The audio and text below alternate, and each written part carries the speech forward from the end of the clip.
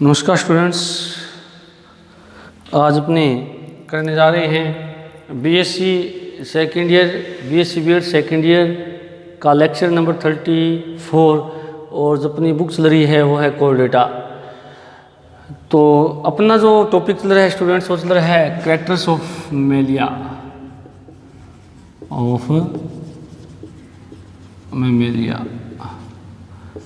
Mammalia के characters जो हैं, जनरल कैरेक्टर्स हैं, वो अपने चल रहे थे। तो जो कल अपने क्लास पढ़ी थी 33rd क्लास, उसके अंदर अपने देखा था कि जो मेमेलिया है उसके अंदर अपने जो हार्ट की बात कर रहे थे कि हार्ट जो है इनके अंदर 4 चैम्बर्ड होता है, 2 आलिंद और 2 नीले पाए जाते हैं, 2 ऑरिकल होते हैं, 2 वेंट्रिकल होते हैं। प्योर इम्प्योर ब्लड जो है वो या यूँ कहते हैं ऑक्सीजनेटेड और डीऑक्सीजनेटेड जो ब्लड होता है वो एकदम एक दूसरे से पृथक होता है, क्योंकि दोनों आलिंद और नीलियों के बीच में इंट्रा ऑरिकुलो वेंट्रिकुलर सेप्टम भी पाया जाता है। और तो वो जो सेप्टम है जिससे आलिंद भी एक दूसरे से पृथक रहते हैं, नीले भी एक दूसरे से पृथक रहते हैं। उसके अलावा आपको बताया था कि दोनों तरफ के आलिंद दोनों तरफ के नीलियों में एक छिद्र के द्वारा खुलते हैं, जिनके ऊपर बाइस्क्विड और ट्राइस्क्विड के पार्ट पाए जाते हैं, जो कि ब्लड के रिवर्स फ्लो को रोकते हैं या विपरीत प्रवाह को रोकते हैं। ये आपको मैंने बताया था। उसके अलावा आपको बताया था जो आरबीसी है वो पाई जाती है और केंद्रक विहीन होती है और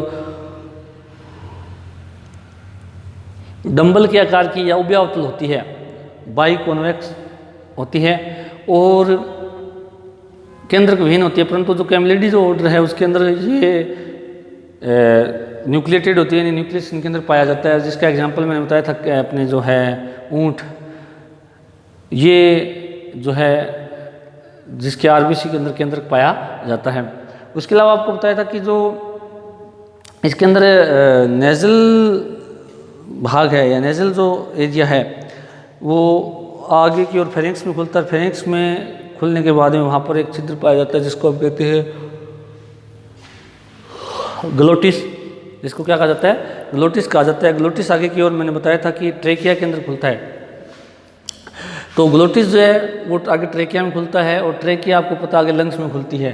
तो जो चूँकि फेरिंक्स में से होकर के भोजन भी गुजरता है, तो इसलिए ट्रेकिया के अंदर भोजन नहीं जाना चाहिए, इसलिए जो ग्लोटिस जो छिद्र होता है उसके ऊपर एपिग्लोटिस नामक एक ढक्कन पाया जाता है, जिसको हम ट्रैफिक पुलिसमैन भी कहा जाता है बॉडी का।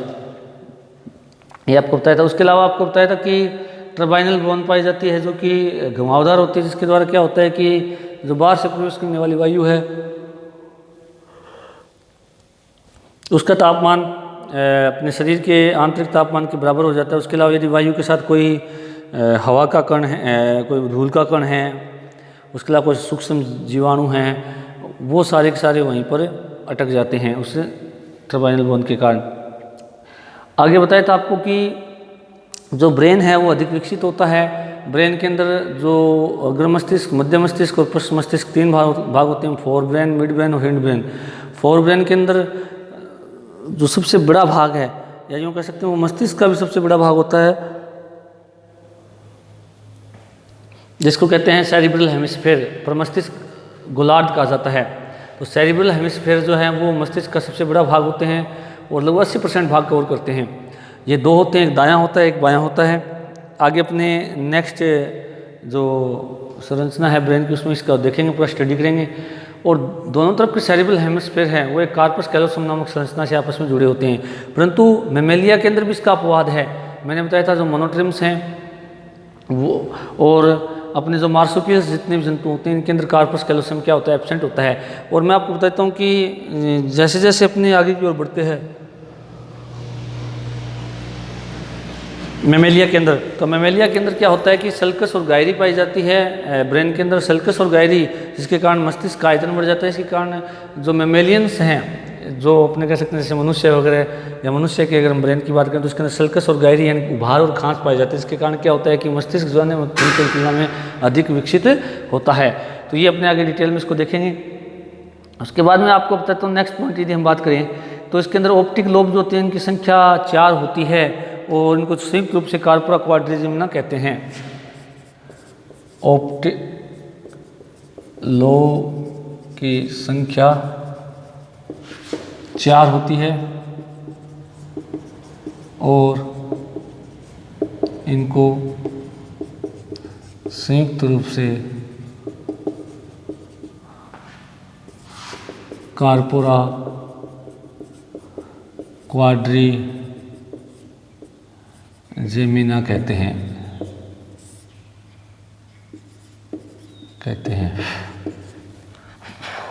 कार्पोरा क्वाड्री जेमिना कहते हैं। तो ऑप्टिकल लघु संख्या कितनी होती है? 4 होती है। चारों संयुक्त होते हैं, एक दूसरे से जुड़े होते हैं और संयुक्त रूप से उस संरचना को क्या कहा जाता है? कार्पोरा क्वाड्री जेमिना कहा जाता है। ये मध्य मस्तिष्क का भाग होता है। उसके बाद में यदि हम बात करें, क्रेनियल नर्व्स होती है, उनकी संख्या 12 जोड़ी होती है। क्रेनियल नर्व्स की संख्या 12 जोड़ी होती है। ये इनके बारे में बताने की जरूरत नहीं है, क्योंकि ये अपने उससे पढ़ते आ रहे हैं, जो अपने पीछे जो ग्रुप था वहीं से इनका हम अध्ययन कर रहे हैं कि जो क्रेनियल नर्व पाई जाती है। और क्रेनियल नर्व जो होती है ये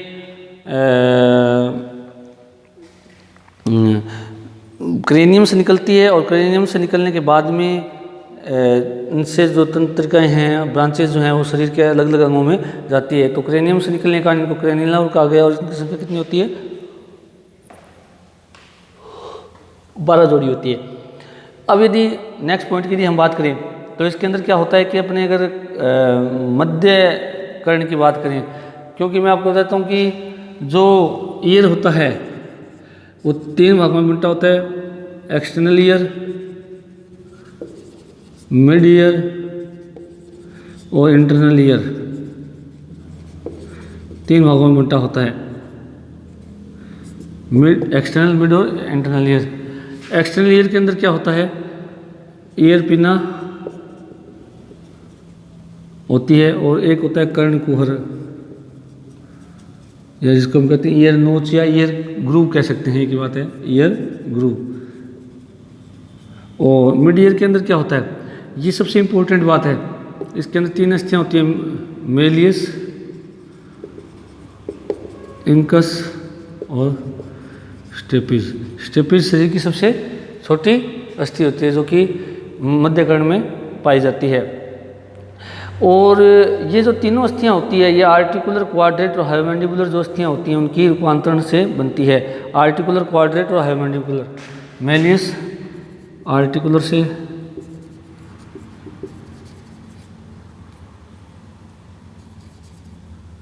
ये हायोइड से, और ये मैंडिबुलर बोन। यानी मेलियस जो अस्थि है वो आर्टिकुलर, इंकस जो है वो हायोइड बोन, और स्टेपिस जो है वो मैंडिबुलर बोन का क्या होती है? रूपांतरण होती है। ये तीनों अस्थियां अपने कपाल में पाई जाती है। तो आर्टिकुलर, क्वाड्रेट और मैंडिबुलर, ये यहाँ पर हायोइड की जगह क्वाड्रेट आएगा। तो मेलियस जो आर्टिकुलर अस्थि की, इंकस जो है वो क्वाड्रेट की, और स्टेपिस जो है हायोमैंडिबुलर के 2 या मैंडिबुलर के 2, एक ही बात है। हायोमैंडिबुलर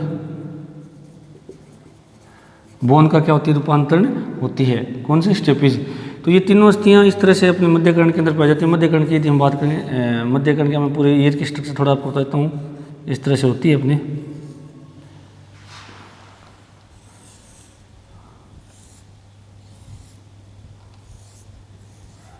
ये मेलियस होती है, इंकस होती है और स्टेपिज होती है।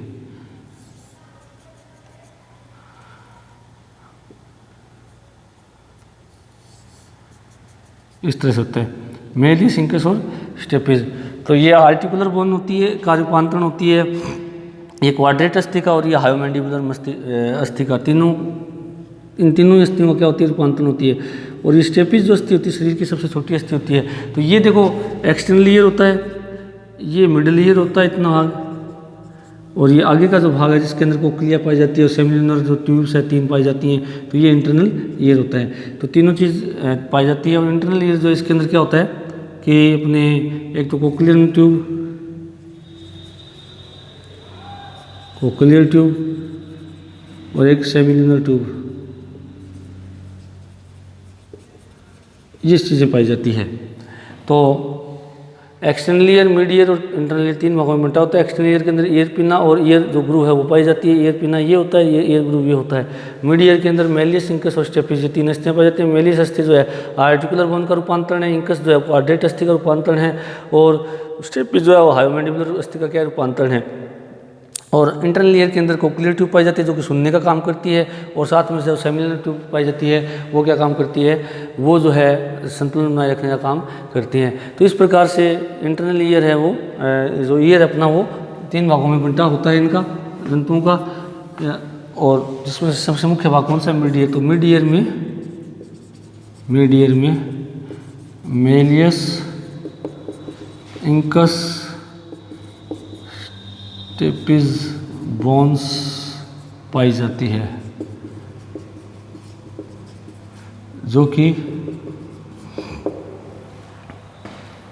कि आर्टिकुलर, क्वाड्रेट और हायोमैंडिबुलर बोन्स का रूपांतरण होती है, जो कि आर्टिकुलर, क्वाड्रेट व हायोमैंडिबुलर बोन का रूपांतरण होती है। मेलियस, इंकस और स्टेपिस में स्टेपिस सबसे छोटी अस्थि होती है। और मैं आपको बताता हूँ कि इनका अस्थियों का काम क्या है। ये तीनों अस्थियाँ जो है जो क्योंकि ध्वनि तरंगे जाती है, ध्वनि तरंगे हमारे ईयर ड्रम यानी जो कान का पर्दा होता है या जो टिम्पेनिक मेम्ब्रेन होती है उससे टकराती है। टकराने के बाद में कंपन उत्पन्न होते हैं। वो कंपन जो हैं वो मेलियस, इंकस और स्टेपिस से होते हुए इंटरनल ईयर के अंदर कोक्लियर ट्यूब में घुसते हैं। तो ये आपने 12th क्लास में पढ़ा है किस प्रकार से वो घुसते हैं, इनकी फिजियोलॉजी। वैसे सेकंड ईयर के अंदर जो अपनी फिजियोलॉजी लगती है उसके अंदर ये अपना टॉपिक लगता भी है, तो वहाँ अपने इसको डिस्कस करेंगे। तो तीनों अस्थियाँ पाई जाती है। उसके अलावा यदि हम बात करें इंटरनल ईयर की, तो इंटरनल ईयर में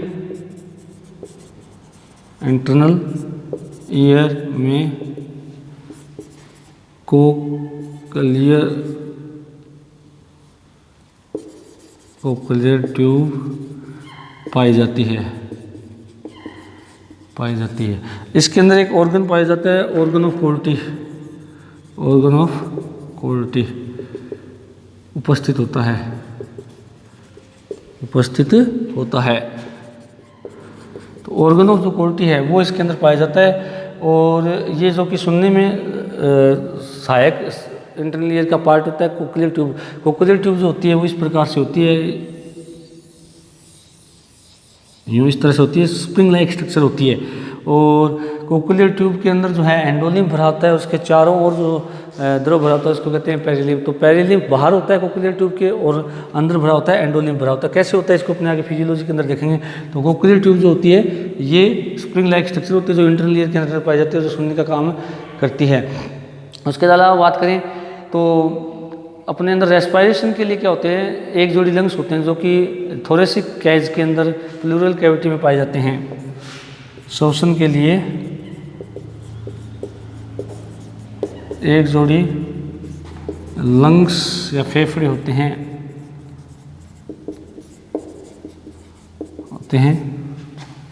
जो कि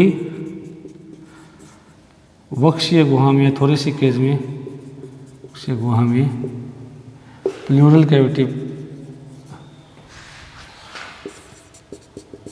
में पाए जाते हैं। तो जो लंग्स होते हैं ये आपको पता ही है इस प्रकार की स्ट्रक्चर होती है, आपने देखा होगा।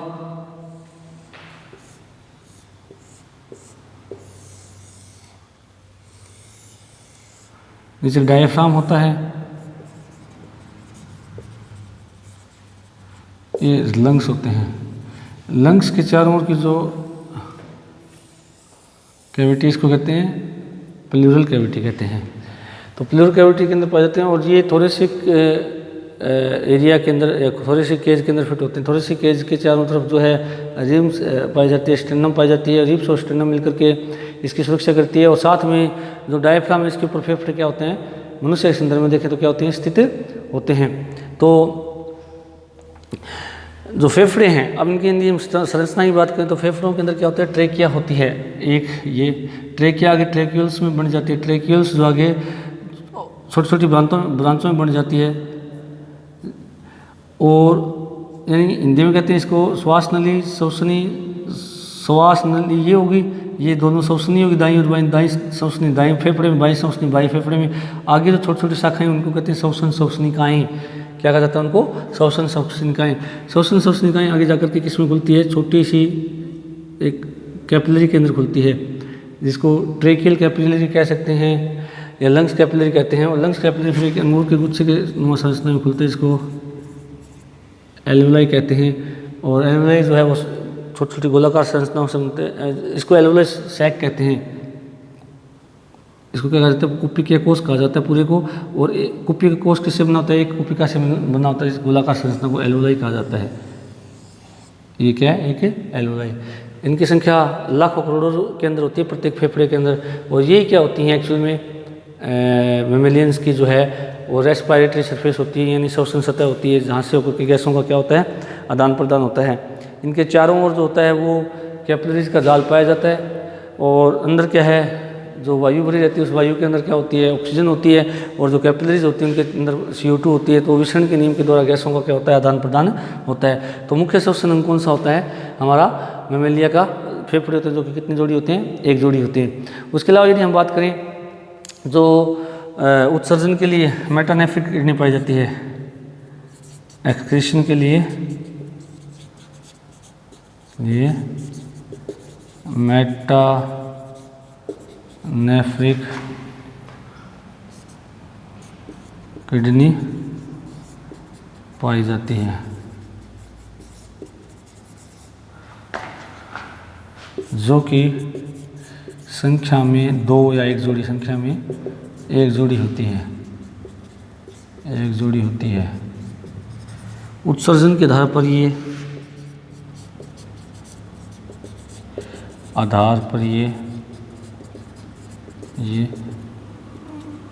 यूरियोटेलिक होते हैं। अब आपको पता है जैसे मनुष्य के संदर्भ में आपने पढ़ा हुआ है, या और जितने भी जंतु हम मैमेलिया देखें तो इनके अंदर किडनी होती है एक जोड़ी, जो कि वर्टिब्रल कॉलम या रीढ़ की हड्डी दोनों ओर पाई जाती है। ब्राउन कलर की होती है या गहरे गुलाबी कलर की या ब्राउन कलर की होती है। तो किडनी जो होती है हमारी मेटानेफ्रिक प्रकार की होती है। और उसके बाद में यदि संख्या की बात करें तो संख्या में कितनी होती है? एक जोड़ी होती हैं। और किडनी का काम क्या है? पहला काम तो है नाइट्रोजन अपशिष्ट पदार्थों को बाहर निकालना, और दूसरा प्राशन नियमन में भी क्या होती है? सहायक होती है। यानी कि जो शरीर के अंदर जल और लवण की मात्रा का नियमन है वो यहाँ पर किया जाता है। कैसे करती है इसका हम प्रोसेस पूरा आगे फिजियोलॉजी के अंदर बुक में देखेंगे, अपने सेकंड बुक के अंदर। तो संख्या में एक जोड़ी होती है और ये उत्सर्जन के आधार पर यूरिटेलिक होते हैं। क्योंकि मैंने स्टूडेंट्स आपको पहले बताया था कि जो जंतु होते हैं वो जंतु उत्सर्जन के आधार पर उनको क्लासीफाई किया गया, उनको वर्गीकृत किया गया। जैसा कि हमने फर्स्ट ईयर में पढ़ा हुआ भी है कि वे जंतु जो अमोनिया का उत्सर्जन करते हैं उन्हें अमोनोटेलिक कहा जाता है, जो यूरिया का उत्सर्जन करते हैं उन्हें यूरियोटेलिक कहा जाता है, और जो यूरिक अम्ल का उत्सर्जन करते हैं, यूरिक एसिड का उत्सर्जन करते हैं, उन्हें यूरिकोटेलिक कहा जाता है। तो यह यूँ कह सकते हैं अमोनिया उत्सर्जी जंतु, यूरिया उत्सर्जी जंतु और यूरिक अम्ल उत्सर्जी जंतु। तो ये 3 प्रकार के जंतु होते हैं वर्गीकरण के आधार पे। अब होता क्या है कि जंतु जिस आवास में रहता है वो आवास तय करता है कि जंतु के अंदर नाइट्रोजन अपशिष्ट पदार्थ किस रूप में बाहर निकाले जाएं। जो जंतु अधिक जल वाले क्षेत्रों में रहते हैं या जलीय क्षेत्रों में रहते हैं या जिनके पास जल की कमी नहीं होती है, वो जंतु अमोनिया का उत्सर्जन करते हैं, नाइट्रोजन अपशिष्ट पदार्थों को अमोनिया के रूप में बाहर निकालते हैं। और जिन जंतुओं के पास जल नहीं तो कम होता है नहीं ज़्यादा होता है, यानी संतुलित मात्रा में होता है, तो उनको क्या होता है कि वो अमोनिया को यूरिया में चेंज कर लेते हैं। तो जितने भी जलीय जंतु हैं वो अमोनिया उत्सर्जी होते हैं, और जितने स्थलीय जंतु होते हैं वो कौन से होते हैं? यूरिया उत्सर्जी होते हैं, यानी वो यूरिया का उत्सर्जन करते हैं। उसके बाद में यूरिक एसिड का उत्सर्जन करने वाले जंतु ऐसे स्थानों पर रहते हैं जहाँ जल की और ज़्यादा क्या होती है? कमी होती है। तो वो क्या करते हैं कि यूरिक अम्ल के रूप में, यानी यूँ कह सकते हैं कि एक पेस्ट के रूप में या एक ठोस रवे के रूप में क्या करते हैं? नाइट्रोजन अपशिष्ट पदार्थ को बाहर निकालते हैं। और ये जंतु जो जितने भी बिलकारी जंतु हैं, गुफाकारी जंतु हैं, वो सारे यूरिया उत्सर्जन का, यूरिक अम्ल का क्या करते हैं? उत्सर्जन करते हैं। तो हम चूँकि मैमेलिया की बात करते हैं, ये सारी यूरियोटेलिक है। यूरियोटेलिक जंतु जैसे मनुष्य है, गाय, कुत्ता, बिल्ली है, कंगारू, ये सारे स्थल पर रहते हैं। तो हमारे पास जल की नहीं है, दिखता है नहीं, क्या है? कमी है। तो हम क्या करते हैं कि मूत्र के रूप में यूरिया का क्या करते हैं? उत्सर्जन करते हैं।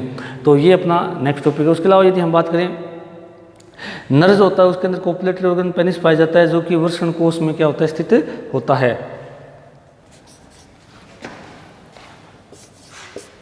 कोपुलेटरी ऑर्गन के रूप में पेनिस पाया जाता है, जो कि उदर गुहा या वृषण कोश यानी स्क्रोटल सैक वृषण कोश में पाया जाता है।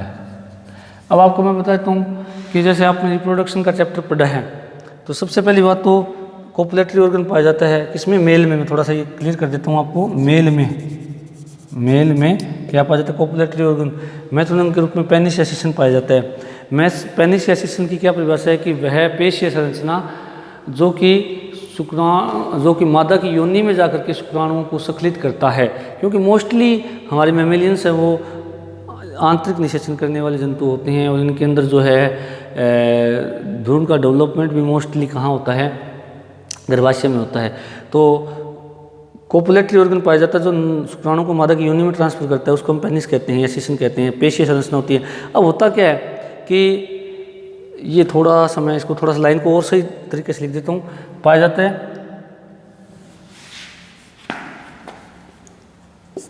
तथा वृषण पाए जाते हैं जो कि वृषण कोश या उदर गुहा में पाए जाते हैं। वृषण कोश या थोड़ा सा लाइन को मैंने क्लियर और कर दिया, उदर गुहा में पाए जाते हैं, उदर गुहा में पाए जाते हैं। अब देखिएगा स्टूडेंट, जो क्या होता है, आपने मेल रिप्रोडक्टिव सिस्टम पढ़ा है, तो कोपुलेटरी ऑर्गन जो पेनिस होता है वो वृषण कोश के पास में लटका हुआ रहता है, ठीक है। अब यदि हम वृषण की बात करें तो वृषण या टेस्टिस संख्या में कितने होते हैं, एक जोड़ी होती हैं या दो होते हैं। अब होता क्या है कि ये वृषण कोश में भी हो सकते हैं या उदर गुहा में हो सकते हैं। जैसे मनुष्य के अंदर आप पढ़ के आए हो, मनुष्य के अंदर सक्रोटल सैक या वृषण कोश या टेस्टिस सैक पाया जाता है। एक ही नाम है, वृषण कोश, टेस्टिस सैक या सक्रोटल सैक पाया जाता है। क्यों पाया जाता है? क्योंकि सक्रोटल सैक का जो तापमान है वो शरीर के तापमान से 2 से 3 डिग्री कम होता है। इसलिए क्या होता है कि जब लड़का जो होता है उस लड़के के अंदर जो 7 महीने का हो जाता है, तो 7वें महीने में जो वृषण है उनका निर्माण उदर गुहा में होता है, और उदर गुहा से वो 7वें महीने में कहाँ पर आ जाते हैं, वो वृषण कोश में आ जाते हैं। तो वृषण कोश होने का कारण क्या है स्तनधारी जंतुओं में कि शरीर का तापमान जो है वो ज़्यादा होता है, तो उस तापमान पर शुक्राणुओं का निर्माण नहीं हो पाता है। तो वृषण कोश का तापमान शरीर के तापमान से 2 से 3 डिग्री कम होता है, इसलिए वृषण कोश पाए जाते हैं। तो ये होता क्या है कि मनुष्य के संदर्भ में बात करें तो इनके अंदर जीवन भर ही जो है वृषण कोश में रहते हैं ताकि शुक्राणु निर्माण चलता रहे। परंतु उसके अलावा यदि हम बात करें कुछ स्तनधारी ऐसे हैं जिनके अंदर जो वृषण है वो जीवन भर उदर गुहा में पाए जाते हैं। जैसे आपने पढ़ा है हाथी है, व्हेल मछली है, इनके अंदर क्या होते हैं, वृषण कोश नहीं पाए जाते, तो इनके अंदर वृषण का निर्माण भी उदर गुहा में होता है और जीवन भर भी कहाँ रहते हैं, वृषण उदर गुहा में ही रहते हैं। उसके अलावा कुछ जंतु ऐसे हैं जिनके अंदर जैसे खरगोश है, कुत्ता है, बिल्ली है, गिलहरी है, चूहा है, इनके अंदर क्या होता है कि वृषण जो है उदर गुहा में रहते हैं, परंतु जब जनन की क्रिया होती है उस समय क्या होते हैं, वृषण उदर गुहा से वृषण कोश में आ जाते हैं। तो मैमेलिया के अंदर क्या होता है कि वृषण कोश में हो सकते हैं या उदर गुहा में पाए जा सकते हैं, जो डिपेंड करता है उनकी कंडीशन पर कि उदर गुहा में रह सकते हैं, जैसे हाथी, व्हेल इसका उदाहरण है। जीवन भर वृषण कोश में रह सकते हैं वृषण, उदाहरण मनुष्य, भैंस, बकरी। कुछ जंतुओं में उदर गुहा में रहते हैं परंतु जनन के समय कहाँ उतरते हैं, वो वृषण कोश में उतरते हैं। जैसे उदाहरण मैंने बताया गिलहरी है, चूहा है, बिल्ली है, ये सब किसके उदाहरण है कि जिनके अंदर आवश्यकता यानी जनन के समय आवश्यकता होने पर उदर गुहा से वृषण कोश में वृषण आ जाते हैं। तो ऐसे ये जंतु है। उसके अलावा यदि हम बात करें मादा के अंदर जो है अंडाशय पाया जाता है, और उसके अलावा जो है क्लाइटोरिस भी क्या होता है इसके अंदर पाया जाता है। अब अंडाशय मादा के अंदर पाया जाता है जो कि अंडजनन द्वारा अंडों का निर्माण करते हैं, और साथ में क्लाइटोरिस जो नर के पेनिस के समान क्या है, एक अवशेषी संरचना होती है। तो स्टूडेंट्स आज अपने जो किया है वो मैमेलियन के मेन कैरेक्टर अपने कर लिए। उसके अलावा कुछ 5, 7, 10 कैरेक्टर्स बच्चे जो अपने नेक्स्ट क्लास में देखेंगे। Thank you.